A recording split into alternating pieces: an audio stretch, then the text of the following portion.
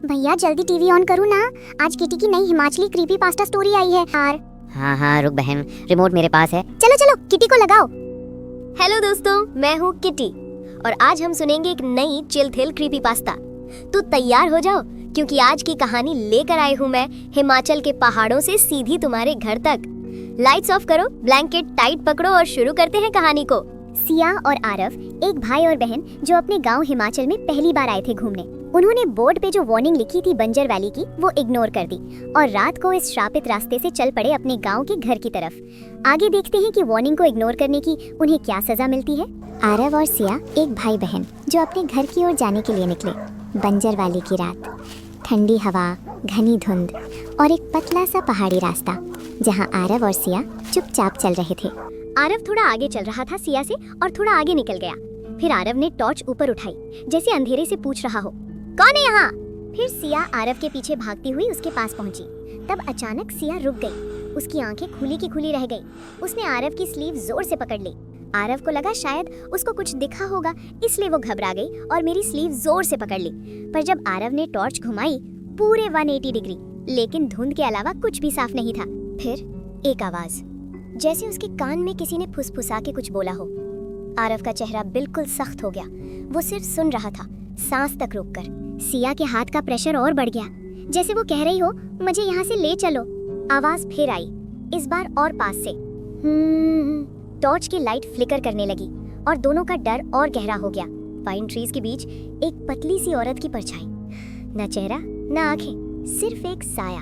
ठंडी हवा ने अचानक झटका मारा, जैसे किसी ने कान के पास धीरे से फूंक मारा हो।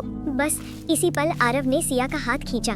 दोनों भागने लगे, जैसे पीछे कुछ उनके पीछे ही चल रहा हो। रास्ता और भी तंग हो गया था। पेड़ इतने पास थे जैसे जानबूझकर रास्ता बंद कर रहे हों।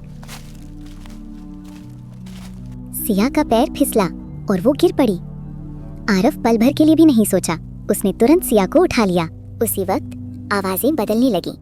सिर्फ एक नहीं, अब कई आवाजें। बाईं तरफ से आवाज आई, इधर आओ। दाईं तरफ से, मैं यही हूँ।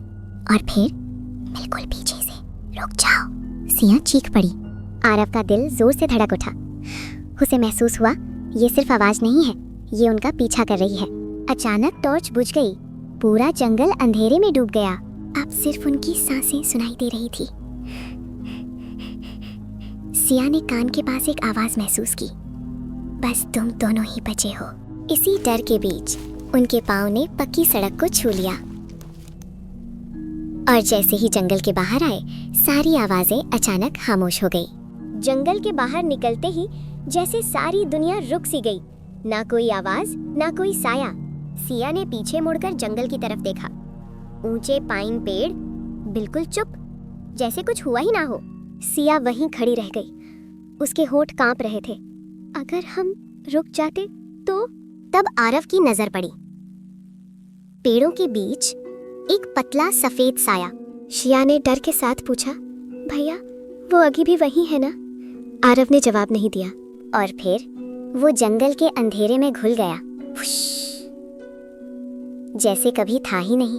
पर हवा में एक आखिरी आवाज रह गई, अगली रात फिर बुलाऊंगी। रात गुजर चुकी थी, पर आरव के चेहरे से अंधेरा गया नहीं।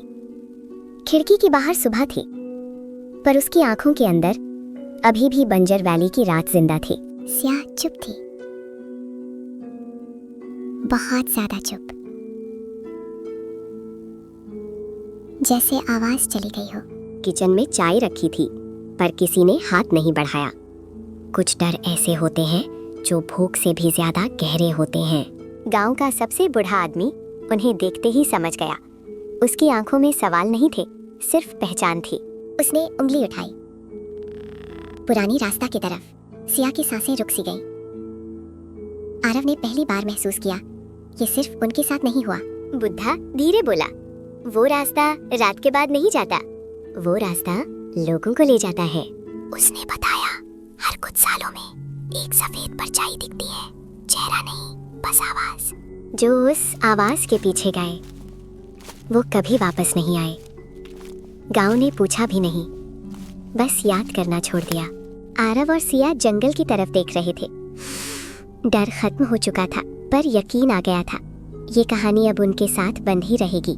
आज भी पुरानी रास्ता रात के बाद जिंदा होता है। वो बुलाता नहीं, वो चुनता है। रात फिर लौट आई थी, पर नींद आरव से दूर भाग रही थी। उसकी आंखें बंद नहीं हो रही थी, जैसे कोई सीलिंग के ऊपर नहीं, उसके अंदर चल रहा हो। सिया ने करवट बदली, पर आवाज भी साथ घूम गई, धीरे से। सिया! उसकी सांस अटक गई।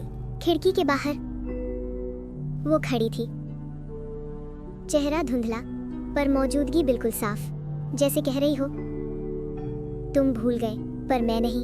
आरव खड़ा हो गया, हाथ कांप रहे थे।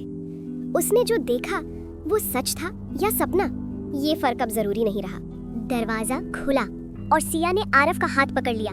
बिना कुछ बोले दोनों समझ गए, बुलावा आ चुका है। फॉग के अंदर से एक हाथ बाहर आया। उंगलियां इंसान जैसी नहीं थी, ये पकड़ने नहीं, ले जाने आया था। सुबह हुई, घर शांत था। दरवाजा खुला पर घर अधूरा। गांव ने सवाल नहीं पूछा, बोर्ड पर लिखा था, इस रास्ते पर जाना मना है रात के बाद। पर जो चला जाता है वो पढ़ने के लिए नहीं रुकता। सड़क खाली थी, पर पानी में एक परछाई खड़ी थी। रास्ता चुप था, पर वो अभी भी यहाँ है। बंजर वैली के उस शापित रास्ते पर एक वार्निंग बोर्ड था। उन्होंने इग्नोर किया। तुम होते तो क्या करते?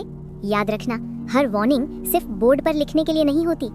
वाह, कितनी मस्त स्टोरी थी, मुझे तो बहुत मजा आया। हाँ, नेक्स्ट वाली भी जरूर देखते हैं। बस दोस्तों, आज के लिए इतना ही। मैं मंडे और फ्राइडे नई क्रीपी पास्ता लेकर आऊंगी, हिमाचल के पहाड़ों से सीधा तुम्हारे घर तक। लाइक, शेयर और सब्सक्राइब करना मत भूलना। मिलते हैं नेक्स्ट स्टोरी में।